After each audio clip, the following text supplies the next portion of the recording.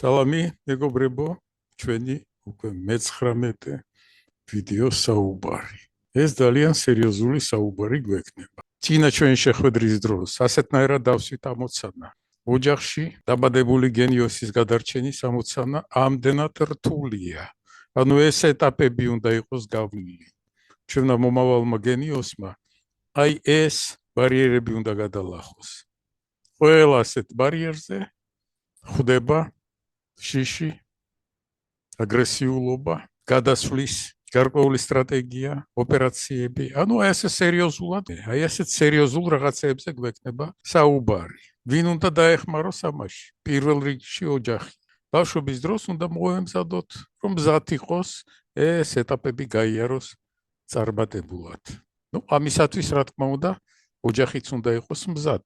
აი ეს იყო ჩვენი წინა შეხვედრის განმავითარებელი გზავნილები. ამას ამ ოპერაციების განხორციელებას გარკვეული გამბედაობა ჭირდება. რითი უნდა დავიწყოთ? სულ ლაპარაკობ რიცხვი და ზომა. იმ წინა სლაიდიდან ავიღე ოჯახი, მის შიგნით არსებული პირველი რაც ხდება თვალში, ზომა და რიცხვები. რიცხვები არ გამოვხატე, ანუ ასოებით არის გამოხატული, პატარა ასოები. შეიძლება ჩვენ პატარა ამ პროექტის მონაწილეები მოვნიშნოთ, დიდი ასოები დიდი. ზომა.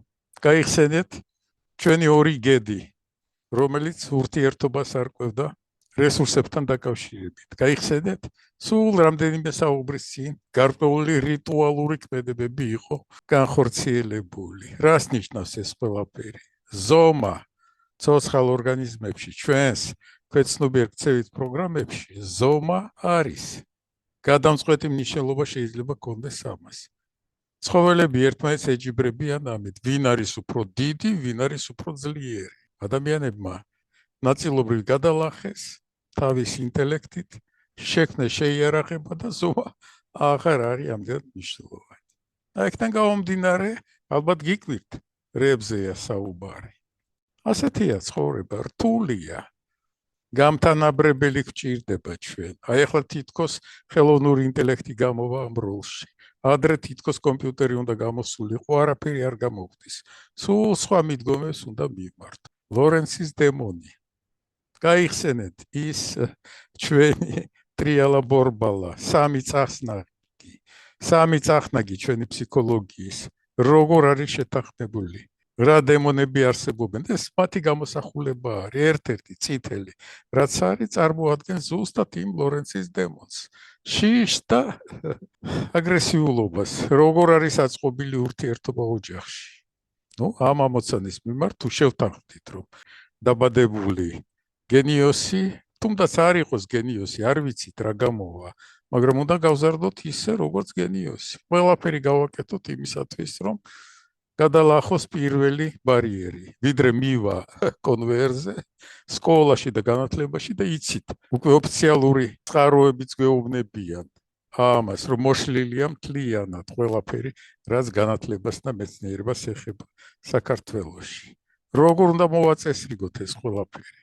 ანუ პირველი ორი დემონი, ეს არის ოჯახის ცოლ-ქმარის შეთანხმება ერთმანეთთან. შეთანხმება ერთმანეთთან და შეთანხმება ბავშვის მიმართ. როგორ მუშაობენ? აი მოვატრიალე მათი ერთიანი, შეთანხმებული, შეჯამებული ბორბალა ცნობიერად უნდა იყოს მიმართული ბავშვისკენ.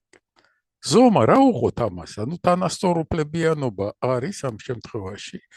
ანუ ქვეცნობიერი ინსტინქტი მუშაობს. ზომები თუ არ არის თანაბარი, პირველ ეტაპზე კი მოხდა იმპრინტინგი. მადლობა ღმერთს თუ ჩაიბეჭდა ბავშვის მეხსიერებაში, რომ მშობლები არიან მისი პირველი მეგობრები და ლიდერები მისი განვითარების. რომ ოჯახი გუნდია. თუ ასია, მის განვითარებაზე მუშაობის დროს გარკვეული კომბინირებაა საჭირო. რა გავაკეთოთ? ერთი ვარიანტი შეიძლება იყოს ეს.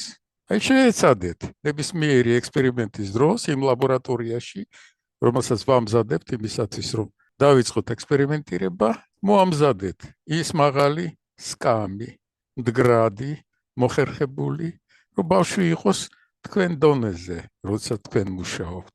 ან მაგიდასთან დაიწყეთ მუშაობა. მაგიდასთან რომ ჩდებით, დაახლოებით ერთ და იგივე სიმაღლისა ვართ. ანუ ლორენცის დემონი უკან იხევს.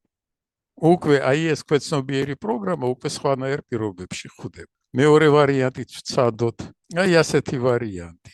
მოდით დაპატარავდით, ну ალბათ მიხვდებით როგორ დაიკუზეთ ყოველ შემთხვევაში და ბავშვის თვალით შეხედეთ თქვენს ლაბორატორიას. აბა რას ხედავთ?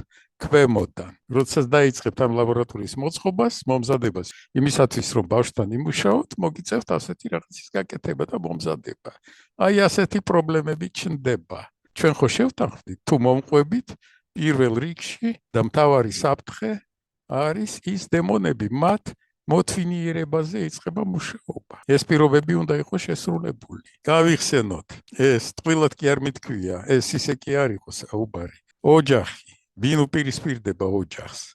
კერძო საკუთრება, თქვენი საკუთრება, ეს ხო თქვენი საარსებო რესურსებია.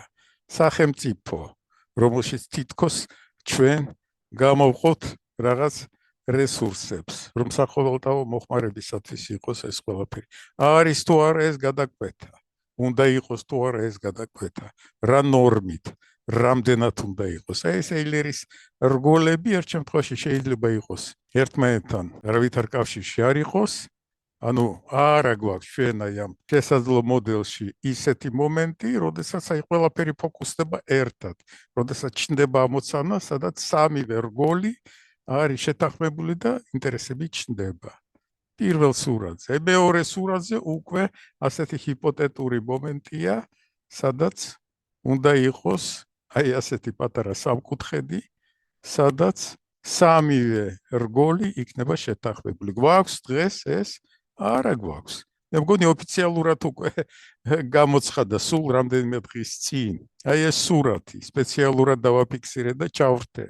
არის თარიღი და არის დრო, როდესაც ინტერვიუში პირველად ჩვენ სახელმწიფოს პრემიერ-მინისტრმა თქვა, რომ გვაქვს პრობლემა განათლებაში და მეცნიერებაში. 2,7 მილიარდი ლარი ბიუჯეტი, საარსებო რესურსები, განვითარების რესურსები არასწორად ნაწილდება. ამაზე იწყება საუბარი და სერიოზული მუშაობა. ერთადერთი, რაც ზურგს გიმაგრებთ, ოჯახში თქვენ უნდა დაფიქრდეთ. ამ პრობლემისაგან ვერ გავთავისუფლდებით. ეს პრობლემა გადასაწყვეტია. აი ამ სლაიდზე გავიაზროთ ეს ყველაფერი, რამდენი რაღაცა გასააზრებელი. დაიწყეთ ამაზე მუშაობა, რომელ ვარიანტს ირჩევთ და რა საშუალებები გვაქვს იმისათვის, რომ ჩვენ დავიწყოთ ამაზე მუშაობა. ქვეცნობიერი პროგრამები უნდა იყოს მოთვინიერებული. სად არის ამის პირობები და რა საშუალებები გვაქვს ამისათვის. აი ეს სლაიდი გაიხსენეთ. როდესაც ჩვენ ვსვდებით ერთმაგიდასთან, საარსებო რესურსებს უზიარებთ ერთმანეთს, მაშინ ხვდებით თანასწორუფლებიანები.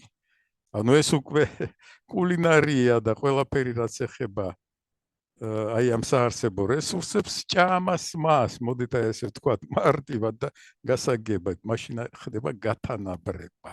და ეს ოჯახური რიტუალი უნდა იყოს ძალიან მნიშვნელოვანი, მომზადებული. ანუ ეს უნდა იყოს ის სასიხარულო მომენტი, როდესაც ჩვენ ვსვდებით ერთ მაგისტრასთან და ოჯახი ხდება ერთიანი გუნდი და აი ამ მომენტში არის უკვე დაწყებული მოთვინიერება. გაიხსენეთ, დაუბრუნდით იმ ნაწილს, სადაც ამაზე იყო საუბარი. რა პირობებში ხდება ეს ყველაფერი? ეს ხდება იმ პირობებში, როდესაც ოჯახის წევრებიც, ანუ მშობლები, ბებიები და ბაბუები ხდებიან სუბიექტები და გათვითცნობიერებული აქვთ აი ეს ამოცანა, ეს ბარიერი და შიში უნდა გადალახონ. დაიწყონ მომავალზე ზრუნვა, მოშლილ და ძალიან რთულ ვითარებაში. რა პირობები გვაქვს კიდევ? აი ნახეთ, კარგად უნდა გაიაზროთ. თუ დემონები მოთვინიერებულია, მაშინ უნდა ავაწყოთ პროგრამა, რომლის განმავლობაში აი ამ სქემით ვიმუშავებთ. და ასეთნაირად დავიწყებთ ზემოქმედებას უფროსები. უმცროსებზე ბებიები და ბაბუები არიან ჩართული, ცხოვრებისეული გამოცდილება მაინც აქვთ. ახალგაზრდა მშობლები და ფოკუსში უნდა იყოს ბავშვი. ეს ყველაფერი ხდება აი ამ პირობებში.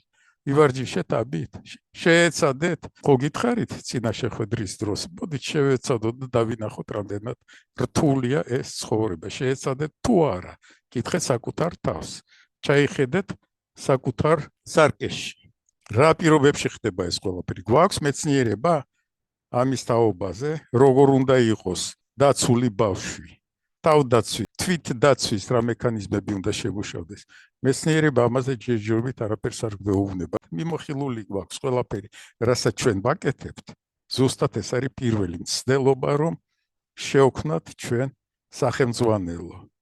მე მაქვს ამის გამოცდილება, დაკვირვება ფსიქოლოგიასაც, იმიტომ დავეუფლე განწყობის ზოგად ფსიქოლოგიურ თეორიას, რომელიც პასუხობს ამას და დიდება უზნაძეს, დიდება შეროზიას და დიდება შოთა ნადირაშვილს, მის სქემას. ამის გარშემო ვტრიალებთ ჩვენ სულ. მე მგონი გაიაზრებთ ამას. მიხვდებით, რამდენად მნიშვნელოვან საქმეზეა საუბარი. დამაგვიანდა, ხელოვნური განათებით სარგებლო ფერები არ არის ისე, როგორც დღის განათების დროს, ამიტომ ფერიც კი შემეცვალა, მაგრამ მე მგონი უხდება დღევანდელ თემას ეს ფერიც. აბა ნახვამდის და წარმატებებს კი სურვებთ. უშიშარები უნდა გახდეთ. სერიოზული პრობლემა გაქვთ გადასაწყვეტი.